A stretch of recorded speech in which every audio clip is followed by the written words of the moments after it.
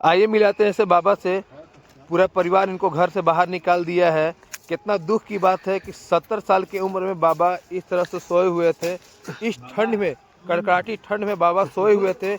फटी हुई कम्बल ये था, तो मैं इनको स्वेटर और जूता दिया ताकि ये जिस तरह से ठंडा पड़ रहा है ठंडे उसमें वाला बच के काम रहें। हम हम हाथ जोड़ से विनती करेंगे उन बेटे लोग के, उनके अपने पेरेंट्स को घर से कभी मत बाहर निकाले यार। इस ठंड में इस बाबा कहाँ जाएंगे। इस तरफ से यार अपने माँ बाप को घर से मत निकालो यार, प्लीज यार। कुछ तो रहम करो उनके ऊपर, जिन्होंने आपको इतना पाल पोस के बड़ा किया है। आप उन्हें घर से बाहर निकाल दे रहे हो दर दर के ठोकर खाने के लिए। उसका शराब कहाँ पड़ेगा आपको। इसी भैया इसीलिए कहते हैं अपने माँ बाप की सेवा करें, उसी में सब चीज़ सबकी भलाई है। प्लीज़ यार, प्लीज़ ऐसी आप लोग माँ बाप की सेवा करें, प्लीज़ प्लीज़ प्लीज़।